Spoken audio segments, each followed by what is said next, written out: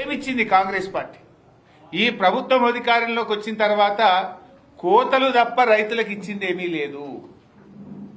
మీరు ఒకసారి గమనిస్తే రుణమాఫీ సగం మందికే అయింది. బోనస్ 10 పంటలకు బోనస్ ఇస్తామని మేనిఫెస్టోలో పెట్టింది కాంగ్రెస్ పార్టీ. ఒక్క పంటకే బోనస్ అన్నారు. ఆ ఒక్క పంటలో కూడా దొడ్డుకి ఇయ్యం, సన్నాలకే ఇస్తామన్నారు. అంటే పంటలకు బోనస్ విషయంలో కాంగ్రెస్ ఇచ్చింది 5%. ఎందుకంటే 10 రకాల పంటలకు బోనస్ అని ఒక్క పంటకు బోనస్ ఇచ్చిండ్రు. ఆ ఒక్క పంటలో కూడా దొడ్డు వడ్లకి ఇయ్యం, సన్నాలకే ఇస్తామన్నారు. అంటే 5%. రైతు భరోసా వానకాలం ఎగ్గొట్టిండ్రు, యాసంగిలో సగానికి సగం కోత పెట్టడానికి కుట్రలు చేస్తున్నారు. పంటల బీమా మేనిఫెస్టోలో పెట్టిండ్రు. అసెంబ్లీలో బడ్జెట్ స్పీచ్లో చెప్పారు, ఈ సంవత్సరం నుంచి కాంగ్రెస్ పార్టీ పంటల బీమా ప్రారంభిస్తామన్నారు.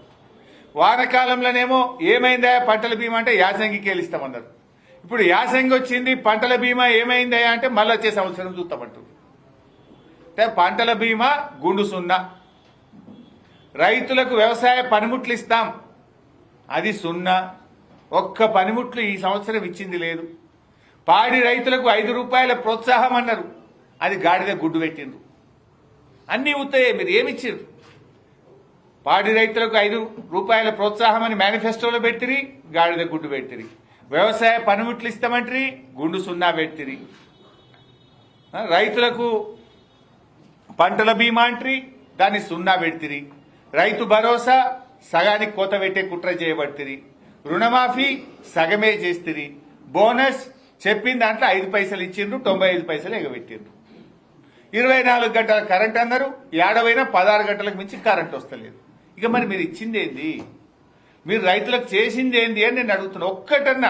ఒక్కటన్నా రైతులకు ఇచ్చిన హామీ మీరు నిలుపుకున్నారా?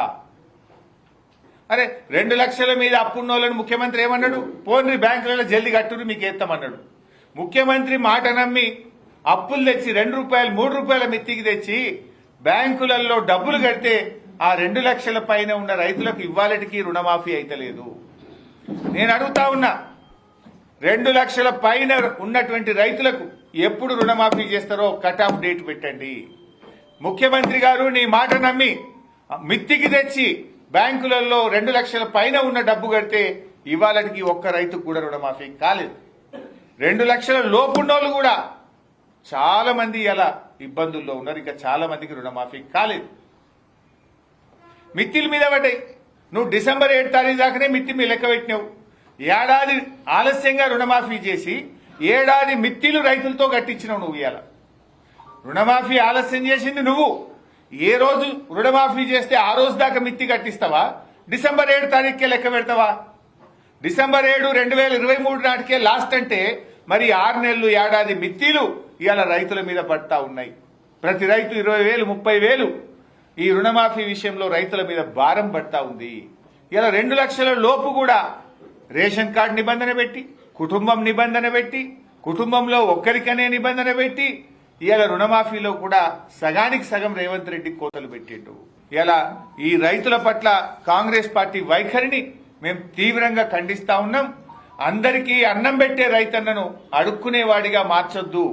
రైతు ఎప్పుడు పై చేయి ఉండాలి, రైతు ఇచ్చేవాడికి ఉండాలి. కానీ రైతును మీరు దరఖాస్తులు పెట్టించి దరఖాస్తులో తెలుసో తెలియకో తప్పులుంటే మేము చర్యలు తీసుకుంటాం, ప్రభుత్వం తీసుకునే చర్యలకు నేను శిక్షార్హుణ్ణి అని చెప్పి మీరు తీసుకునేటువంటి ప్రయత్నాలు మానండి అని చెప్పి బీఆర్ఎస్ పార్టీ హెచ్చరిస్తా ఉంది.